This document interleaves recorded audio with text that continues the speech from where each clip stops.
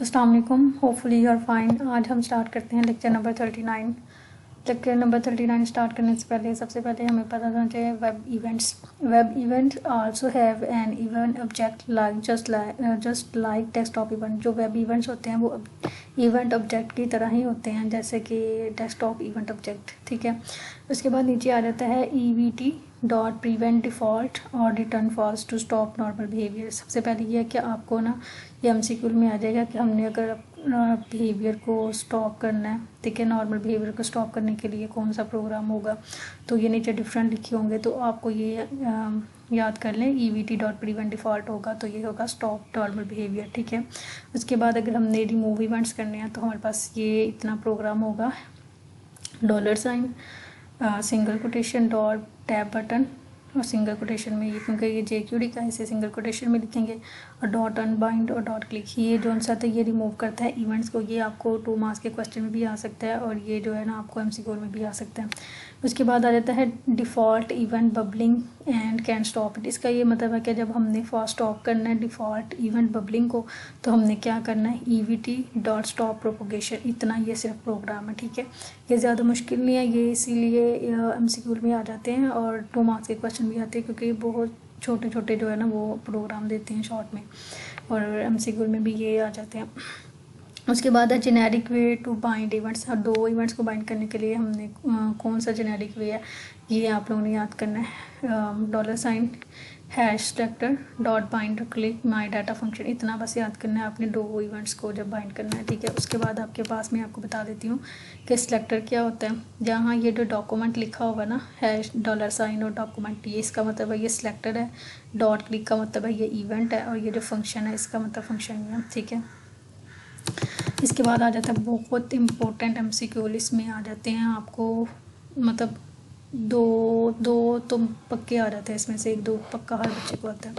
इसमें से मैं आपको बताती हूँ कि आपने किस तरह अपने माइंड में ये सेट करना है कि ये पेज X कहाँ पे होगा, पेज Y क्या चीज़ किस तरह याद करनी। सबसे पहले आपने ये एक दफ़ा पढ़ लेते हैं। The distance of the mouse pointer from the left edges of the browser window. ठीक है, जब पेज X होगा तो आपने एक चीज़ को हाईलाइट करना है कि जहाँ पे ब्राउज़र विंडो होगा उसका मतलब है पेज X है, और जहाँ पे लेफ़्ट एजेस होगा ना पॉइंटर फ्रॉम लेफ्ट एजिस तो उसका मतलब है ये पेज X है। ठीक है, पेज का पता कहाँ से चलेगा कि ये ब्राउज़र विंडो से हमें पता चलेगा ये पेज का है। ठीक है, और लेफ्ट एजिस से पता चलेगा ये पेज X है। और सेकंड फिर हमें पेज Y का कैसे पता चलेगा, ब्राउज़र विंडो से पता चल गया ये पेज है, और Y का कैसे पता चलेगा, फ्रॉम दी टॉप एजिस। जहाँ पे टॉप एजिस होगा और ब्राउज़र विंडो होगा तो मतलब पेज Y है। ठीक है, और जहाँ पे लेफ़्ट एजिस और ब्राउज़र विंडो होगा मतलब पेज X है। उसके बाद फिर स्क्रीन X का भी सेम इसी तरह ही है। The distance of the mouse pointer from the left edges of the monitor. इसका आपने इस तरह रखना है कि जहाँ पे लेफ्ट एजिस आएगा वो X होगा। ठीक है, और मॉनिटर जहाँ पे आएगा वहाँ स्क्रीन होगा, और यहाँ से फिर टॉप एजिस आएगा तो ये Y है, और मॉनिटर होगा तो ये स्क्रीन Y है। मॉनिटर होगा तो स्क्रीन, और ब्राउज़र विंडो होगा तो पेज, और अगर लेफ़्ट होगा तो X और टॉप होगा तो ये Y होगा। ये आप लोगों ने माइंड में अपने बैठा लेने। अगर आपने पूरा नहीं याद करना वो अलग बात है, लेकिन ये MCQ के लिए बहुत इंपॉर्टेंट है। इस तरह आपने अपने दिमाग में बैठाने की क्या चीज़ है। इसके बाद आपके पास आ जाता है शिफ्ट की क्या होती है। सिर्फ आपने ये एक लाइन जो है ना जहाँ पे आएगी ना is it true if the shift की। ठीक है, यहाँ पे फर्स्ट लाइन आपने ये देख लेने का, जहाँ पे ये आएगा is it true if shift की तो इसका मतलब है ये शिफ्ट की है। इसका मतलब है शिफ्ट की डाउन व्हेन इवेंट अकर। जब हमारा इवेंट जो है अकर हो रहा तो शिफ्ट की जो से ना वो डाउन होगी। ठीक है, उसके बाद विच को आपने किस तरह याद रखना है, आपने ये याद रखना है कि की यूज़ विद की प्रेस इवेंट्स। की press event determine the numeric code. जहाँ पे न्यूमेरिक कोड की प्रेस इवेंट की बात हो रही है और न्यूमेरिक कोड की बात हो रही होगी तो आपने कहना कि ये विच है। पता आपको चल जाएगा कि आप माइंड में रखना कि ये विच होगा। उसके बाद फिर आ जाएगा the object that was a target. जहाँ पे आ जाएगा टारगेट और लास्ट पे आ जाएगा क्लिक, तो इसका मतलब है ये टारगेट है। ये टारगेट जहाँ पे आ जाएगा आपको बिल्कुल यहाँ पे पता चल जाता है, या इस तरह आप निशानी कर लें कि हाईलाइट कर लें कि ये चीज़ जहाँ पे टारगेट आएगा यहाँ पे शिफ्ट आएगा तो शिफ्ट की होगी, जहाँ पे द ऑब्जेक्ट वाज टारगेट आएगा तो ये चीज़ होगी।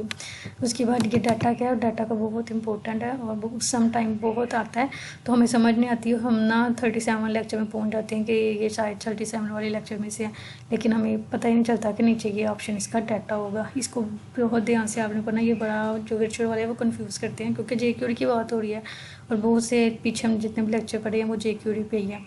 तो इस तरह फिर बंदा कंफ्यूज हो जाता है, बंदा पूरा जितना मर्जी पढ़ लेना वो दिमाग में समझ नहीं आती कि MCQ लाया कहाँ से है। तो ये यहाँ से है, डाटा करना है। JQD object use with bind, जो JQD ऑब्जेक्ट होता है वो क्या यूज़ करता है, वो बाइंड फंक्शन को यूज़ करता है। ठीक है, जब ये चीज़ आ जाएगी तो आपको पता होगा कि ऑप्शन वो है, वो डाटा ऑप्शन है। ठीक है, उसके बाद हमारे पास आ जाता है बाइंडिंग इवेंट्स। ठीक है, बाइंडिंग इवेंट्स जो है, मल्टीपल बाइंडिंग इवेंट्स का जो प्रोग्राम है वो यहाँ से स्टार्ट होता है $साइन से है, ये हैश आ गया और three element dot bind click function, और उसके बाद डू समथिंग इंटरेस्टिंग लिखते हैं। इसके बाद इसमें ना 2 इवेंट्स है, एक क्लिक इवेंट और एक मूव सीवर जो है वो इवेंट्स, और ये दोनों 2 मल्टीपल इवेंट्स है ना। तो उन्होंने कहा उसको आपने कैसे लिखना है, तो आपने ये चीज़ जो है ना सिंपली याद कर लेनी है, ईजी है ये, 1-2 दफ़ा प्रैक्टिस करेंगे तो आपको हो जाएगा। उसके बाद ये हमारे पास फैक एक एग्जांपल आ जाती है, अगर आप लोगों ने करनी है तो ठीक है, मैंने नहीं थी की। और इसके बाद आ जाता है JQD एनिमेशन क्या होती है। JQD एनिमेशन का आपने कहते हैं कि रट्टा लगाने वाली बात है।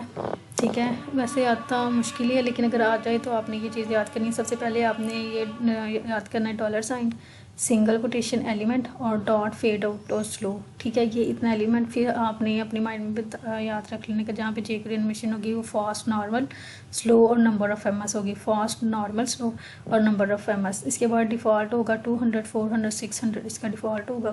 फेड इन होगा, फेड आउट होगा, फेड टॉगल होगा, slide down, slide up, slide toggle. इसका ये मतलब है, ये देखेंगे पिक्चर में भी ये ना लॉग इन बताया हुआ, जैसे ही इसके ऊपर माउस लेकर जाएंगे ये एक एनिमेशन है। ठीक है, और ये जो स्लोली अपीयर होगी और स्लोली ही जो से ना ये चीज़ दोबारा गायब हो जाएगी। ठीक है, ये एनिमेशन में आ जाता है, इसलिए स्लोली ये अपीयर होगी और स्लोली ही ये गायब होगी।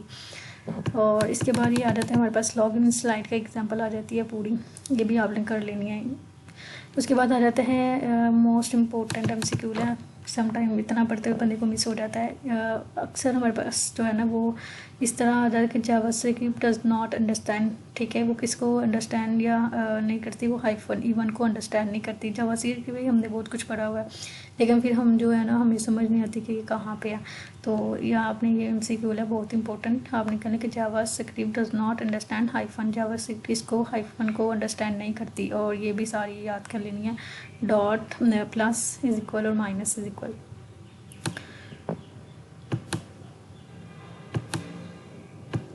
उसके बाद ये फॉर्म्स का क्या नाम लेते हैं प्रोग्राम है, ये भी आप लोगों ने कर लेना। नीचे आ जाती है JQD फॉर्म सेलेक्टर्स, ये जो उनसे JQD फॉर्म सेलेक्टर है, ये सेलेक्टर इस तरह है। जब JQD में लिखना है तो आपको मैंने बताया था कि हमेशा JQD में $का साइन यूज़ होता है, सिंगल कोटेशन होती है JQD में। ठीक है, ये सिर्फ आप लोगों ने रीड करनी है, इसमें आने वाला कोई भी नहीं है। लेकिन अगर आपको बस JQD की वो पता होना चाहिए कि क्या चीज़ होती है JQD में, अगर आपको इस तरह है तो उस तरह का आपको पता होना चाहिए। ठीक है, ये मतलब सेलेक्टर आ जाएगा और इस तरह नीचे डिफरेंट दिए होंगे, तो इस वजह से बस आपने ये चीज़ याद करनी है, ये करने वाली नहीं, बस आप इसे रीड आउट कर लें एक दफ़ा। उसके बाद ये इम्पोर्टेंट है, ये आपने यहाँ से रखना, एसिंक्रोनस जो होता है वो जावास्क्रिप्ट और एक्सएमएल, एसिंक्रोनस में जावास्क्रिप्ट भी आती है और एक्सएमएल भी आती है। और अभी हो गया ये लेक्चर ख़त्म। इसमें से आप लोगों को कोई भी क्वेश्चन हो किसी भी किस्म का, आप लोगों ने कमेंट बॉक्स में पूछ लेना, मैं आप लोगों को रिप्लाई दे दूँगी। बाकी मेरे चैनल को सब्सक्राइब करें, दोस्तों के साथ शेयर करें और लाइक कमेंट भी कर दिया करें, इतनी मेहनत आप लोगों के लिए की जा रही है।